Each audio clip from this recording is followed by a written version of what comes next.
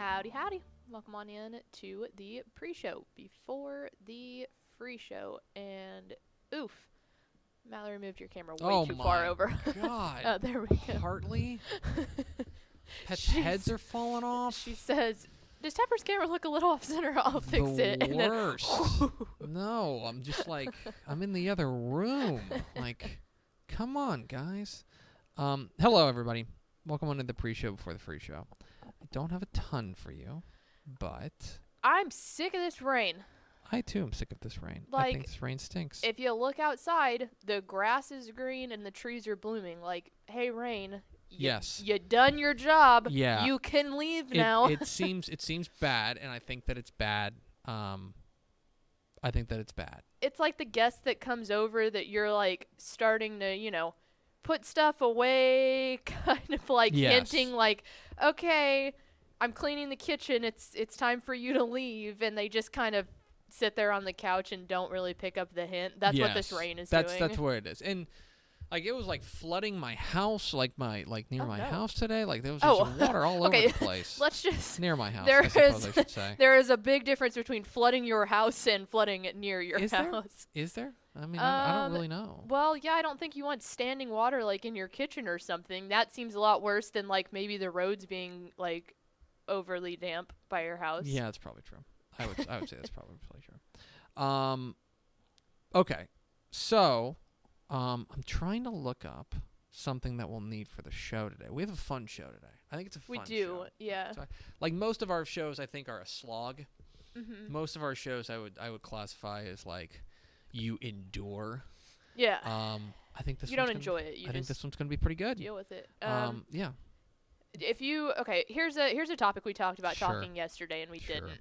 So I'm gonna put my brother on the spot here. Oh no. My brother graduates on Friday, from Llano High School, Mhm. and I will be going down to Llano for that. But this is the thing I'm curious as to whether or not you did, or if this is more of a small town thing. But did you do a senior prank in high school? No, but I'm glad you brought this up. Okay. I was a good kid. Well, tell me this. Did people in your class do a senior prank? Were you just goody two-shoes and didn't partake in it, or was it just not a thing? I mean, y'all had a massive senior class. I'm sure there were some kids who did a prank, Uh-huh. but again, I graduated in a class of like 660. Okay. And so there were splinter groups, and I was not part of a group that did a senior prank. I'm sure there were some, Mm-hmm. but yeah, and that didn't necessarily that didn't kind of jive with my way of doing business. I wasn't Okay. a real big prankster, I will admit. That Okay. wasn't necessarily my big deal. Well, my brother and about a third of his class, which is 30 people, Mm-hmm. decided that they were going to do their senior prank, which is something that's it's been a long-standing thing at Llano. I did one. But they messed up because they tried to do it Sunday night, Mm-hmm. which means that they got caught and they were just trying to decorate the hallways. Like it was harmless. They're trying to put stuff on the walls or block off a hallway with streamers and stuff like that. But they decided to do it on a Sunday night, which means they got caught. And now in the week that they were supposed to be exempt from finals and not have to go to school, he's having to go to school with the 30 other people and do just dumb work around the school. So they're getting in trouble for it. Where he messed up is trying to do it not the night before graduation to where they can't be mad about it and it's just like whatever, Right. walk the stage and get out of here. Our senior prank, one of the girls in my class, her dad was a firefighter at Llano. So we got all the guys' trucks and we pulled them up. This was the day of graduation. We got all the trucks and put tarps in the back of them. Mm-hmm. And he opened up the fire hydrant and we filled them up with water and had a pool party out in the parking lot in front of the school. So everyone else was inside taking finals and we were out there having a pool party. And then once they tried to kick us out, we left and got ready for graduation. So there was really nothing that they could do. So there was nothing. Yeah. Nobody was hurt. I would say that the idea of senior prank always seems a lot better than like the execution of a senior prank. Because Uh-huh. like I don't know, to me, those teachers are as sick of you as you are of them. Yeah. And so giving them one last FU for the road feels like a real feels like kick somebody when they're down. Like you're almost done with them. Like why don't you just be done with them? Well, I think it was because like for me, I would say I was a good kid. I never got in trouble. Like so I had That's like maybe if I was in trouble all the time, I would have been like, you know what, I've kind of burnt the end on this. I just want to get out of here. But it was like those of us, everyone that did it, were all the really good kids that were like, you know what, we saved up for this entire moment. We're gonna do this now because what are they gonna do? Like we've had 18 good years of straight A's and blah blah blah. We're gonna do it now, and I feel like that was the fun part of it. Yeah, I which you would have been in that same I don't grouping, disagree with you, but. They're just dumb for doing it on a Sunday night. That's why would you dumb. do it the week That's before? Because they still have power over you. Yeah. You got to wait until they're powerless. That's exactly. The number one rule of pranks is wait until they're powerless. And they messed up. Exactly The good kids messed up. So way to go, Jake. Now he's at school for this entire week that he wasn't supposed to be there. What a dill. I asked him. I said, "Did Mom know where you were going?" Because like he left on like 10 o'clock at a Sunday. He goes, "Yeah." Told her I was going. She said, "All right, be safe." Oh my god. So Trish got Goat Mom award there. Good job. All right, hit the theme expo.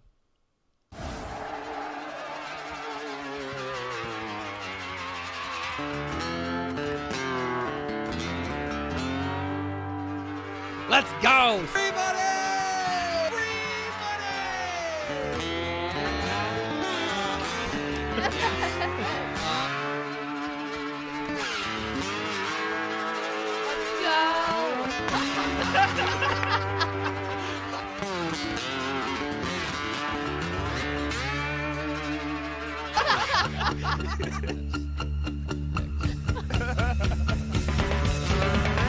Learning how to sing blues, baby. The shot glass in your hand. Yes, yo! From the Dave Campbell's Texas Football Mothership here in beautiful Lewisville, Texas, it is Texas Football Today, a show on the internet. My name's Greg Tepper. I'm the managing editor of Dave Campbell's Texas Football, a magazine, texasfootball.com, a corresponding website. Thank you for spending part of your day with us, whether you're watching us live at texasfootball.com or on Facebook, or you listen to us on the podcast, which you can subscribe to on the podcast vendor of thy choice. Either way, thank you for doing your part to support your local mediocre internet show. If it looks like I'm well lit, it's because the lights are super bright because it's very dark outside. It's a dark and stormy day. I'm sitting over there at the helm today, making us sound good, typing furiously on her laptop. She is the Duchess of the Dork. She's Ashley Pickle. Everything okay over there? Yeah, I've been, people in the comments will know this, but we've been putting the link to subscribe every day in the comments because you want your magazines mailed to you, which are coming out soon. TexasFootball.com/subscribe. So I'm trying to drive subscriptions here. Okay, good job. TexasFootball.com/subscribe. I was actually doing my job. That's the funny part. Well done. Yeah, it's weird. That's weird. We don't do that around here. That's what threw me. Today's Tuesday, May 25th, 2021, 184 days till Thanksgiving, episode 1173. This is the Todd Zeal episode. On today's show, my friends, we got a fun segment. Yeah. We're going to do a championship audio fun bag. Fun bag. We're going to reach into the fun bag, and we're going to pull out some championship audio, and I'll tell you all about that. We'll play some radio calls, which I'll explain why I like this segment coming up in a moment. In the back half of the show. I have ways we can upgrade this segment, too, if we do it again. Great. Just throwing that out there now. In the back half of the show, we'll be joined by Matthew Bartlett. Matthew Bartlett is the owner and proprietor and grand poobah over at The Roost, at theroost.com. It is an excellent Rice athletics website. They do a great job covering the Owls. We will talk with him, do our Rice State of the Program address with Matthew Bartlett of The Roost. They have Patreon too. I think I'm a patron. But they do good stuff over there at theroost.com. Are you going to ask him if his hooting intensifies? We'll see. Maybe we need a partner for some t-shirts.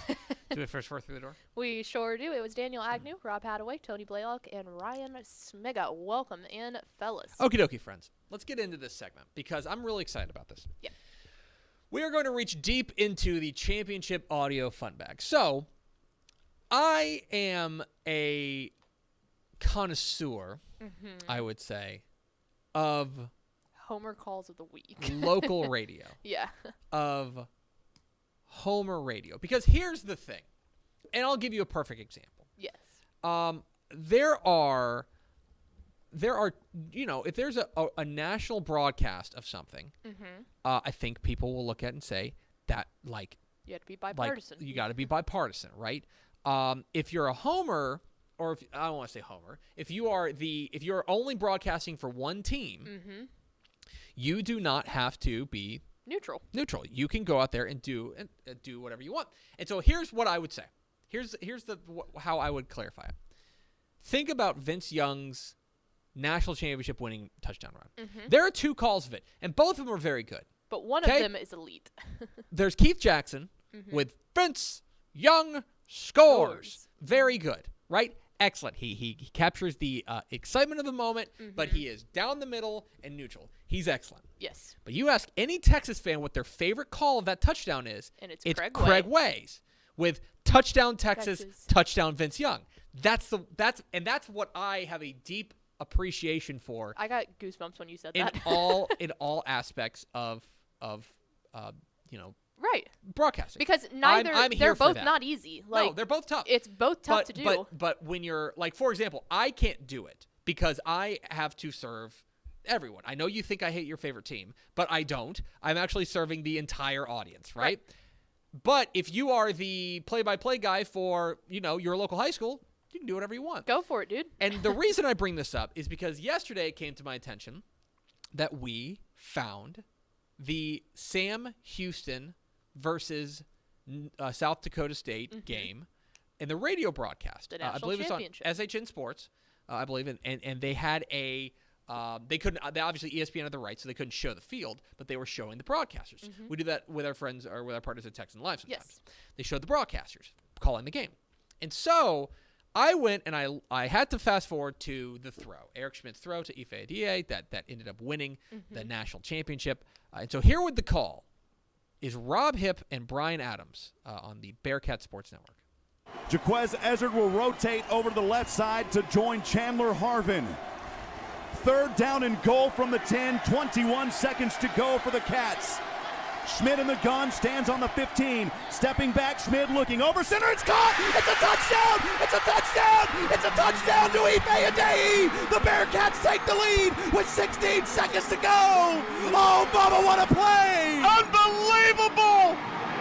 Now the Bearcat faithful are going crazy! What a pass and what a catch! Oh my goodness!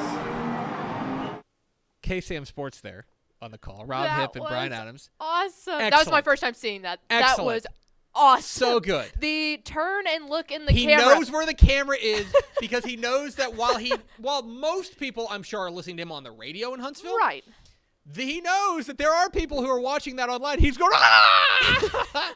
Love Look it. at it. That Love was it. elite. That's just fantastic. It's great stuff. Can I throw out real fast? I love the fact that he is definitely yelling, but you can still understand him. Right. That's elite. So there was excitement, obviously, there. And part of the excitement there is it's a big play, and also it seals their first national championship, right? Big deal. Big deal. There's another team that won their first national championship. Let's matriculate, stay in the college ranks. Let's matriculate back to 2016. And I had to find this. This is via a video put forth by Mary Hardin Baylor. But when they won the Stag Bowl in 2016, they beat Mount Union. They won their first Division III national championship. Big deal, obviously. Pete Fredenberg gave a great quote afterwards. It was a lot of fun.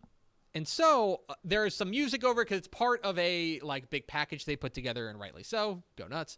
But here's John Wallen's call of the game sealing, the national championship sealing,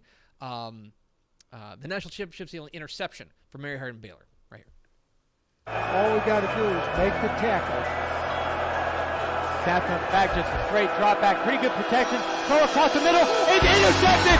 Matt Cody picks it off, and Matt Cody has just clinched the first national championship in Mary Hardin Baylor football history. 35 seconds left, and all the crew has to do is run it out. That was pretty good. That's I'm a big fan. I'd never heard that before. The reason I wanted to bring it to you is all of these with the exception of the last one, all these I'd not heard before. Right. And so I presume maybe you haven't heard them before. So hopefully you'll see why I like these. I like the home team calls here is why I like them. And so figure we'll now matriculate to the high school ranks. And there were obviously some exciting state championships this year. Perhaps you heard. There were some exciting state championships. Let's go to 3A Division II. You remember that game? I do. It was Canadian and Franklin. Canadian and Franklin. Fantastic game. Franklin, which we kind of underrated. I'm absolutely. not even going to deny. was, we were like, this one might be. I thought it was going to be a bloodbath. One of the best games. I thought Franklin was overmatched, but they came to play and they had a fantastic game plan and had the lead into the final minute. Into the final minute. Maybe minute 20. And that is when Josh Culwell uncorked a state championship winning throw. I've cut both the championship throw as well as the very end of the game. You'll see why at the end, but here's Canadian winning the 3A Division II state championship. Receivers angle, trips to the right, one to the left. Motion. Colwell calls for it, backpedals, looks, throws deep, middle of the field. Man down there, pass is caught. Reagan Cochran to the 10, to the 5. Touchdown, Reagan Cochran. A flag on the play, Steve. I'm not so sure that's not pass interference. I think that is going to be pass interference on the defense. Let's see. I sure hope that's what it is. What a play there. And a throw from Josh Colwell. Just nerves of steel. A great catch by Reagan. And let's find out on this penalty. 28 seconds left to play in the state championship. And my, what an emotional momentum pendulum. As they line up with receivers 2 to the right, look to be a little bit confused on the set. Trips to the right now. Wade back to the midfield. Spun down, sacked. Angel Garcia to finishing it off. The Canadian Wildcats have won it. And in 2020, Steve have left that legacy. Oh, man. Ooh, emotional, man. Ooh. How about that? Man, how about that ending right there? What a game and an ending.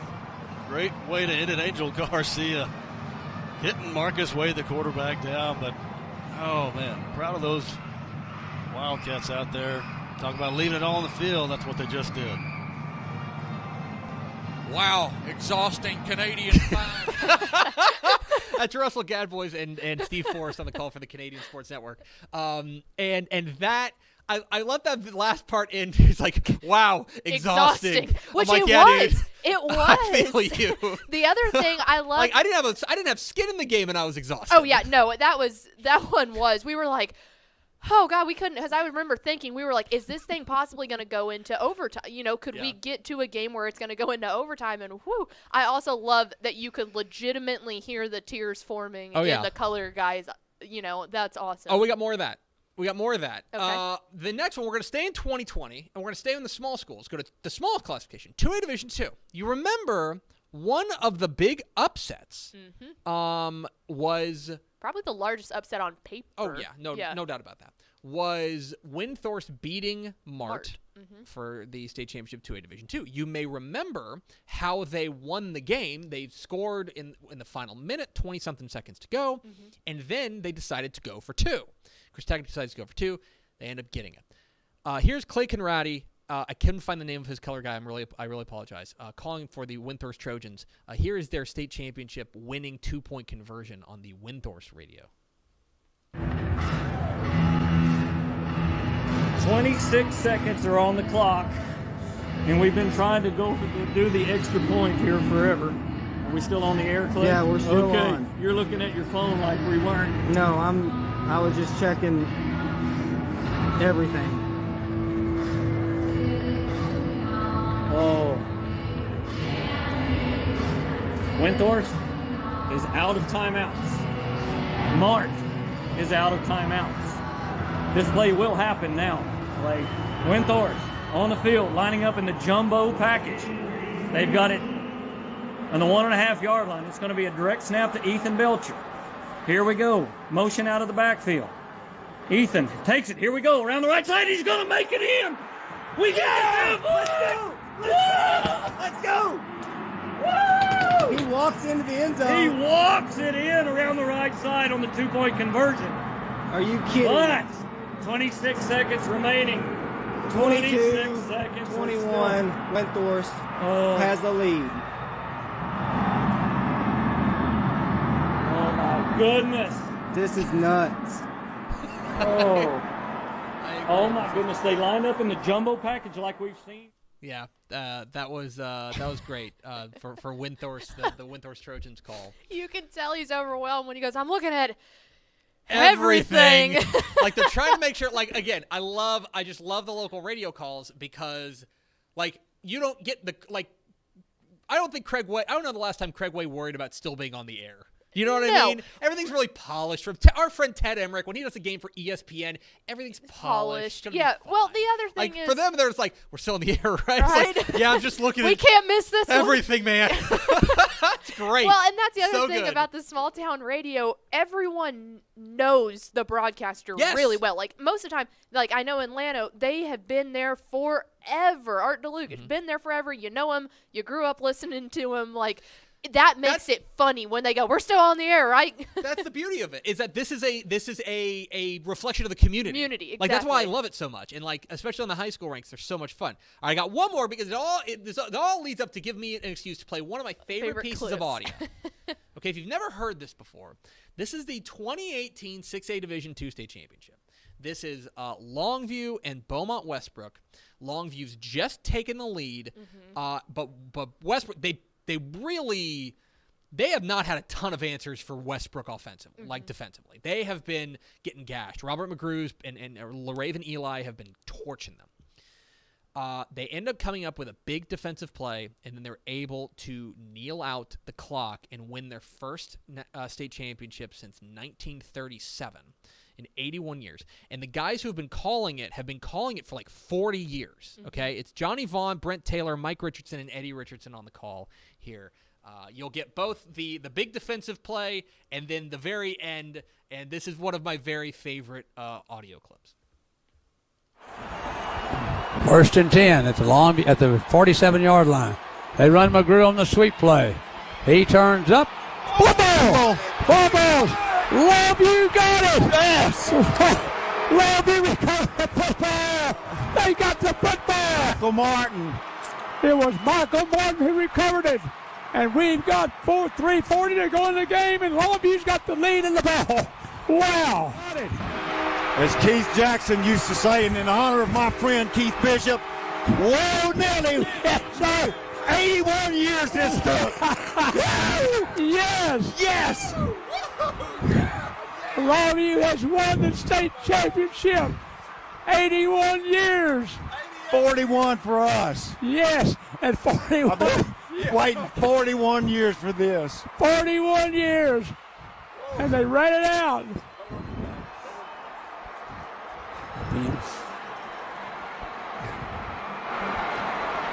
It's just, I can't even tell you. I can't either. This is just,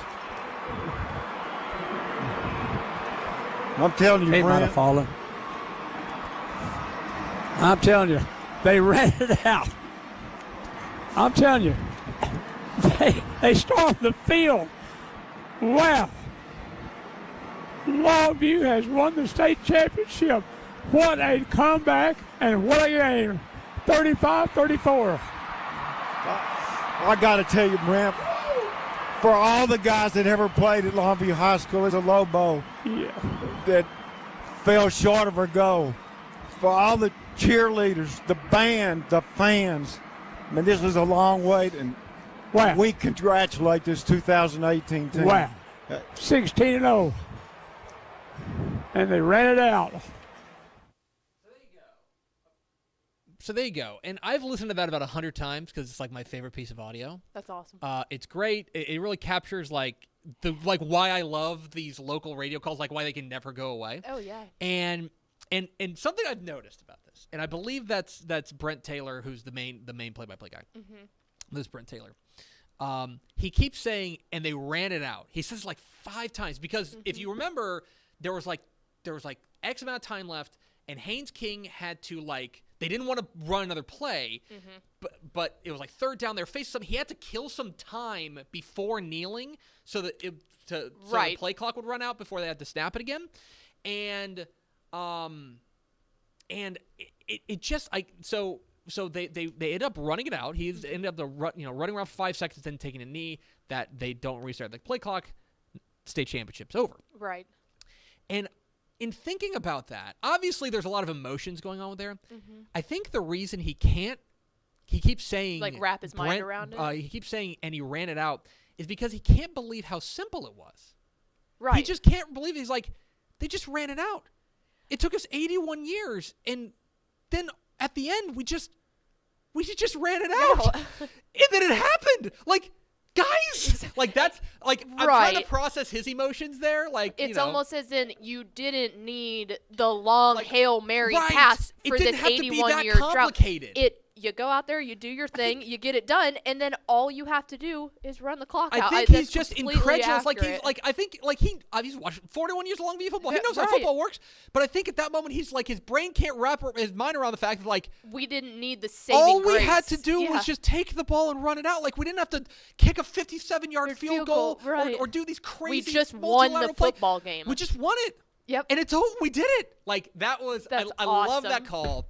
You can find that on the Longview website. I think it's let me make sure I plug it. I love that just real fast too at the end they brought up the thing about lobosfootball.com. You can find it. Not only for the football players that have played, the people in the town, the cheerleaders, the band, like everyone in the community. That was really it's cool. Just great. All these calls, like I hope you guys don't think I'm laughing at them. I think these are incredible. I love all these. I love the passion of these, like the guys who have skin in the game. Right. And like they get an opportunity to call the biggest game. So there you go. There's your audio, your championship audio fun bag. Maybe we'll dust this thing off again. It was just an idea I had based on Sam Houston State and seeing their call. So there you go. We're at Texas Football Today. We're here every weekday at noon on TexasFootball.com, talking football in the Lone Star State. You can follow us on Twitter at DCTF, like us on Facebook, Facebook.com/Dave Campbell's. Follow us on Instagram, Instagram.com/Dave Campbell's, and of course, see us at TexasFootball.com. TexasFootball.com is where you can find complete coverage of high school football, college football, and recruiting all across the Lone Star State. I hope you'll become a Dave Campbell's Texas Football Insider at TexasFootball.com/subscribe. It's our subscription package. 2 magazines, a year's worth of exclusive online content at TexasFootball.com if you go to TexasFootball.com/subscribe. If you want the 2021 summer edition of Dave Campbell's Texas Football mailed directly to you before it hits newsstands, become a Dave Campbell's Texas Football Insider at TexasFootball.com/subscribe, I should say. Yes, please hit that subscribe. Pickle, we're continuing our series, taking a look at the 12 FBS programs across the state of Texas. We are going to do our State of the Program address and having some special guests. Hoot, hoot. We are joined, we go to Houston, to talk some Rice football with the man in charge over at theroofs.com, an outstanding site for all you Rice fans. He is Matthew Bartlett. Matthew, how are you? I'm doing great. Thank you all for having me. Absolutely. I want to ask you a little bit about the Rice program. We've had Mike Bloomgren on the show before. We've had Alex Brown, the director of recruiting, on the show before. But we haven't really gotten the fan perspective and the supporter perspective, and a guy who covers the team from your perspective. I hate to start with such a general question, but what is, from your perspective, what is the state of the Rice program right now? I mean, it's kind of interesting, and of course we can't talk about college football right now without acknowledging the pandemic that hit and everything that happened in 2020, because 2020 was kind of supposed to be the year after the build that everything worked out and that the program went and crested and started becoming the winning bowl team that everybody thought it was. And then last year happened and there was all the cancellations and everything that went down. So I don't think those expectations and hopes have waned. They just kind of been put on pause. So it's kind of a guarded optimism and just waiting for the season to get here, like everybody else. So in talking with folks in the Rice community and Rice fans, is there a notion of last year's just kind of a mulligan? Like it's just I don't want to say you just give a pass for whatever happened, but you just say, look, last year happened. Obviously, Rice was impacted severely. We sat here on the show and wondered if they were actually going to play. I think I said a couple of times, I'll believe they'll play when they step on the field. Is there a feeling among the fan base that last year, you just kind of put it aside? It's not necessarily indicative of what's to come? I think to some degree, and I think because of the Marshall win, I mean, upsetting a top 15 team on the road the way that they did with backup quarterback, backup running back, backup wide receiver, the goal was a bowl game, but you didn't even play 6 games. So if you can kind of substitute that with, okay, this is proof that the program is climbing and headed in the right direction, then I think people are okay writing it off as a mulligan to some degree, because they did see at least some tangible proof that things are headed in the right direction. I want to ask a little bit about Mike Bloomgren and the vibe around him. We're big fans of him around here. We like him a lot. But in the end, you do have to win. And he's been brought in to kind of install his system there. David Bailiff, of course, had some really nice years there at Rice, and they're hoping to get back there. Is the shine still on Mike Bloomgren among the Rice faithful? I think it depends on who you ask. It comes, I think, with the culture of college football today, right? You have to win now. If you don't win now, people get tired of you. So there's certainly some people that saw a couple wins in the first couple seasons and weren't content. And then there's another contingent who kind of see the longer view. Recruiting rankings go back like 20 years, and Bloomgren has signed 3 of the top 5 classes in school history in the past 3 seasons. So it's kind of one of those that all of the telltale signs are there that this can be what Bloomgren envisions it to be. It just hasn't happened yet. And they're hopefully getting enough games on the field to prove that proof of concept will be where it's at. But, yeah, it's getting to the point where some of the initial luster has faded, but people aren't off the bandwagon, so to speak. Talking with Matthew Bartlett from attheroofs.com here on Texas Football Today. Get involved in the conversation, #TF Today. When we take a look at the Rice offense, we know what Rice wants to do offensively. The intellectual brutality thing, I think, starts on the offensive side and just being a physical team. This is an offense that I think is still trying to find its way at the quarterback spot, but maybe has a couple of running backs that you feel good about. When you take a look at what Rice is going to put on the field offensively in 2021, what are you most interested in watching? I mean, Rice, like everybody else, is returning a ton of production with the COVID redshirt rules. So they're getting pretty much their entire offense back, except for probably the key position. And this has kind of been the crux of the offensive problems for Rice the past couple of years. Is quarterback is who I'm looking at. And so ultimately who lines up under center and can carry this team is the big one. But you mentioned running backs. Kalen Griffin, he's got his start last season, and guy run for 250 yards in the spring game and fall camp practices. And Rice has one of the best run defenses in the nation. And so if he can do that against the Rice defense, they're really, really high on what his future could be. So there are pieces there. Obviously, having Brad Rosner back from the outside is going to be huge. Jordan Myers, kind of jack of all trades everywhere. So they have the options, but it's going to come down to quarterback. Sometimes it really is all that simple. It really is sometimes, and I know that they think Wiley Green could be the guy, but I know Mike Bloomgren has said that it's going to be a full-on competition all the way until we get to fall. On the other side, I feel like that's probably been the more consistent side of the ball on the defensive side, and I guess it's kind of a glass half full, glass half empty scenario here. On one hand, you're right, a ton of production is back, and that front 7 does look really, really good. There's a couple of guys in the secondary that I really like. George Nyakwal coming back, from injury, I think is really going to boost things. So that's the glass half full. The glass half empty is, well, the best player just transferred to Missouri in Blaze Aldridge, who was such a tackling machine for them. So where do you fall on the Rice defense? Do you think it has a chance to really rise to the top of Conference USA this year? Well, I mean, you're talking about a defense that was number 12 in the nation in scoring last year, which is pretty impressive, all things considered. And, yeah, you do lose Blaze Aldridge, but the way I think of it is he was a senior that would have been out of eligibility following the 2020 season had the extra redshirt rule not been applied. So no one entered the 2020 season thinking they were getting Blaze back for 2021. So the fact that he could have possibly been back is nice, but it was never really – an expectation going into the plan. So the depth at linebacker is solid. You mentioned the front 7 in the secondary. Losing someone that good is going to hurt. And there are going to be plays that Blaze could have easily made that, might not be made as quickly, and a couple more yards might be picked up. But this defense is still as good, if not better than the sum of its parts. Brian Smith, the defensive coordinator, has done a phenomenal job. And I'm not going to go out and say it's going to be better without Blaze Aldridge on the field, but I don't see a reason to project any kind of meaningful step back. You mentioned recruiting a little bit earlier, and that's always something that's super fascinating to me about Rice is obviously with the very high academic standards they have. They're playing, in many respects, a different game than a lot of the other FBS programs in the state as far as recruiting is concerned. We had Alex Brown, the director of recruiting, on a couple of weeks ago and talking about this, and yet you mentioned, Mike Bloomgren went out there and signed a pretty darn good class. One of the best classes in Rice history. Is the perception of Rice recruiting-wise, do you think, changing a little bit under Mike Bloomgren now that they are getting guys like DJ Arkansas is a star? Like, that's a guy that in past years probably would not have gone to Rice. Do you think that the perception of Rice is changing for on the recruiting side? Yeah, I think so. And you mentioned DJ Arkansas. Arkansas had an offer from Arkansas. Yeah. He picked Rice over Arkansas.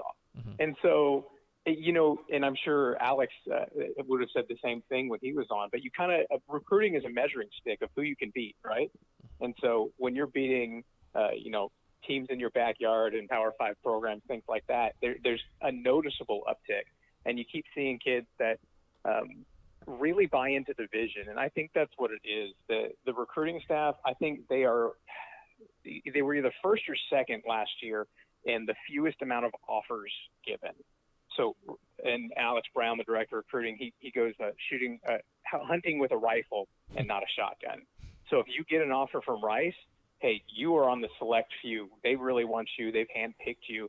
If you get an offer from, Joe Texas school, I looked last year, and I think there were schools within Rice's conference that had offered 65 defensive linemen, which was more than Rice had offered total players at all positions. So I think they talk their book and they know what they want, and I think that message is starting to permeate across Texas.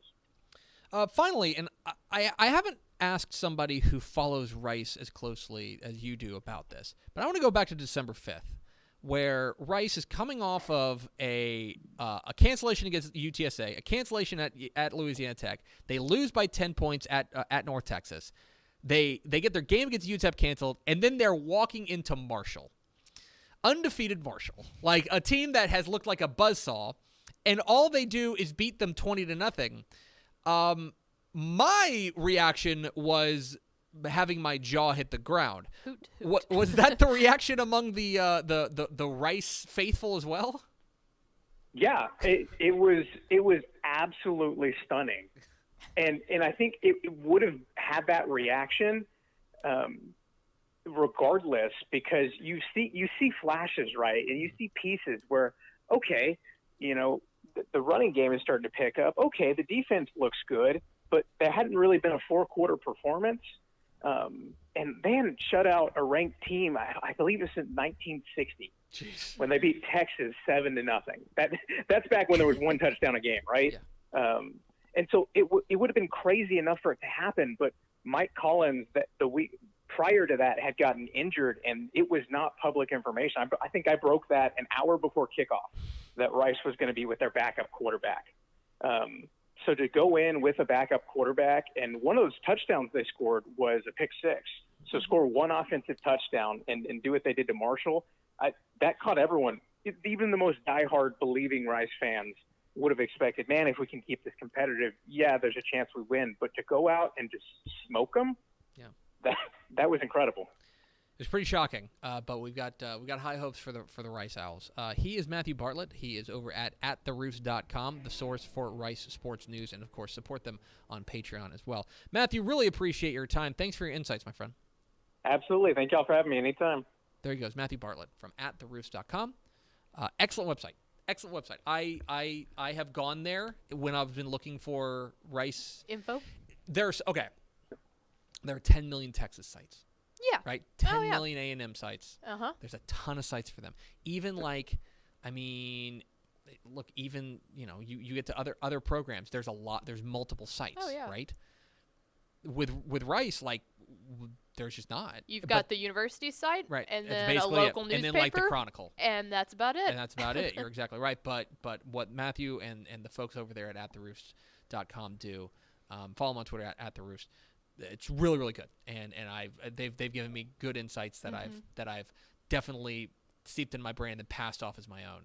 So appreciate Matthew Bartlett. Can we also acknowledge that Rice had the quad doink this year? Oh, of course. That was Should have been Middle Tennessee. Yeah, that was a time. Anyway, appreciate Matthew Bartlett from @theroost.com for joining us. And now we go over to Ashley Pickle for America's second favorite segment, Final Thoughts. I figured we would go ahead and give the programming notice now that we will not be having a show on Yes. Friday. We're sending to press, There's and two reasons. there's two reasons. Yes, One, Pickle's not going to be here. Right. You're going to be down in Atlanta. I will be. Yeah, For JP's graduation. fact. But then also we do send this bad boy to press, and Yeah. we kind of need every moment we can get. And Yeah. so stopping in the middle of the day and doing a show is just probably not in the best interest of getting a 400-page piece out the door. No. So we will be back. If anything else, it just makes the process more less Yes. stressful. And so we will have a show Wednesday. We'll do a show tomorrow with Greg Powers. Mhm.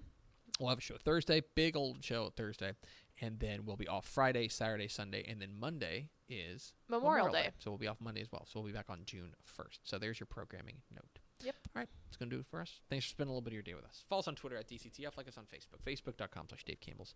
Follow us on Instagram, instagram.com/Dave Campbell's. And, of course, see us at texasfootball.com. Thanks again to Matthew Bartlett of @theroost.com for being our guest. For Ashley Pickle, I'm Greg Tepper. Vince Young, please come get your Player of the Year trophy. We'll see you tomorrow on Texas Football Today.